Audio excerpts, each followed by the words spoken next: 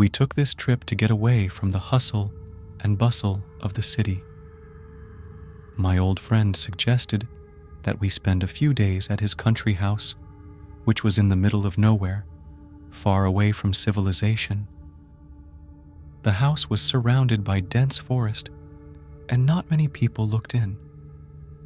The place seemed perfect for a vacation. We reached the house late in the afternoon. It looked old but well maintained. It was cozy inside, though a little dusty. After laying out our things, we decided to take a little walk around the neighborhood to stretch out after the long drive. The forest was quiet, and only the occasional sounds of birds disturbed the tranquility. When we got home, we noticed that the door to the basement was slightly ajar. A friend said he may have forgotten to close it the last time he came here. After closing the door, we went to dinner. In the evening, sitting by the fireplace, we discussed plans for the coming days and reminisced about old times. Everything seemed ordinary and peaceful. But in the night, I was awakened by a strange sound. It was a creaking sound coming from downstairs, as if someone was walking cautiously through the house. I thought it was just the wind or old boards and tried to go back to sleep. But the sounds didn't stop. I got up to check, went all around the house, but found nothing. I went back to bed, but I couldn't sleep for a long time, listening to the silence. In the morning, he told a friend about the night sounds. He said it was probably old pipes or wood reacting to temperature changes. We decided there was nothing to worry about and went fishing. The day went smoothly, and we came back with a catch. In the evening, we sat by the fireplace again, enjoying the tranquility. During the night, the sounds repeated themselves. This time they were louder and more distinct. It sounded as if someone was cautiously coming down the stairs. Taking a flashlight, I went to check.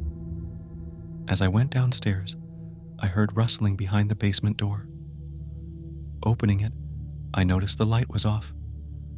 The stairs down looked ominous. I went down and looked around, but found nothing strange. On the third day, coming back from the woods, they noticed footprints on the ground. They led to the house, but suddenly broke off. We thought they might be animal tracks. In the evening, we sat by the fireplace again, but I was still worried. When my friend went to bed, I stayed in the kitchen to get a drink of water. Suddenly, I heard a knock. It was coming from the basement. I took a flashlight and went down there again. When I got down there, I saw that the door to one of the rooms in the basement was ajar. Inside, there was old furniture and some boxes. I went closer and noticed that one of the boxes had been moved. When I opened it, I found old photographs and documents. They belonged to the family that had lived here before my friend. Among the papers, I found a diary. Flipping through it, I realized that many years ago, something terrible had happened in this house. The family had disappeared under mysterious circumstances. The last entries of the diary spoke of strange sounds and the feeling that someone was watching them. The diary was abruptly cut off. It made me wary. I went back to the living room and told my friend about the discovery. He looked worried, but said it was just an old story, and we had nothing to fear. During the night, however, I was awakened again by sounds. This time they were very close. It seemed as if someone was walking just outside the bedroom door. My heart beat faster.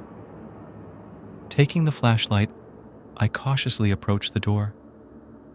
When I opened it, I didn't see anything suspicious, but the feeling of unease increased. The next day, we decided to leave earlier than we had planned.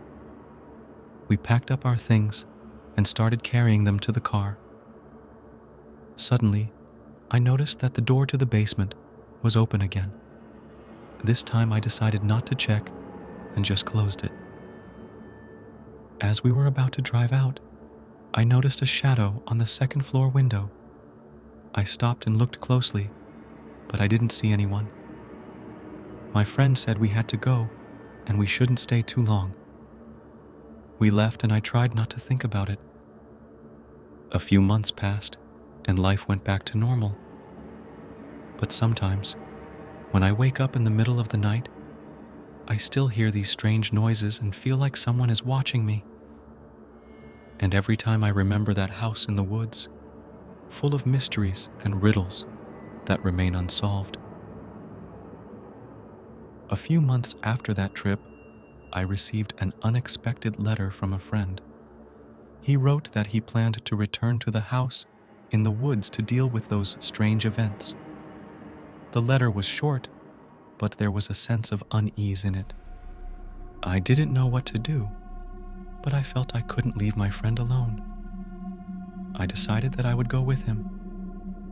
When I pulled up to the house again, the street was quiet and empty.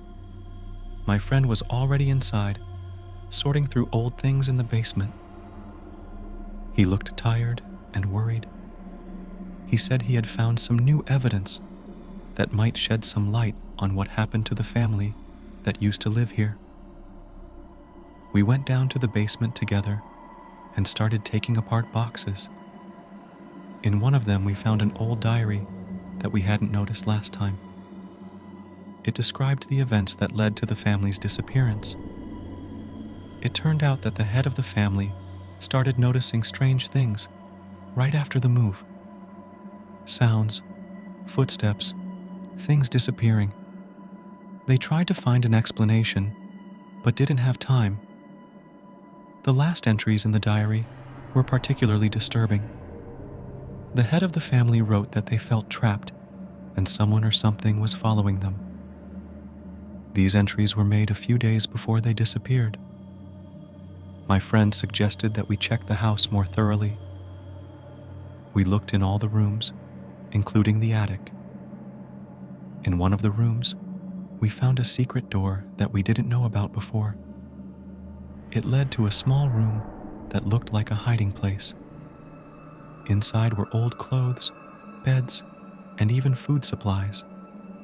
It looked like the family had been hiding here for some time.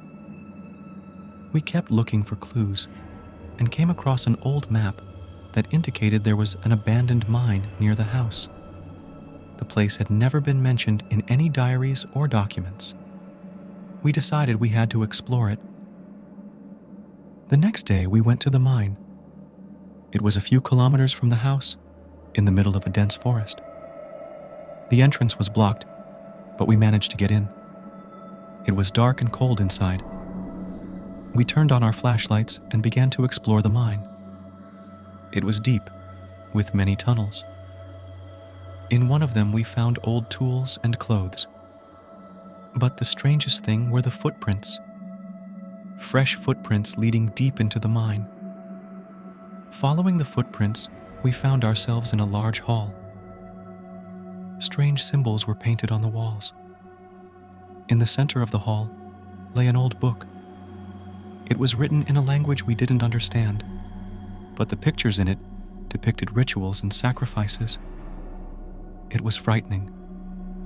Suddenly, we heard footsteps behind us. When we turned around, we saw a shadow that quickly disappeared into one of the tunnels. Our hearts beat faster.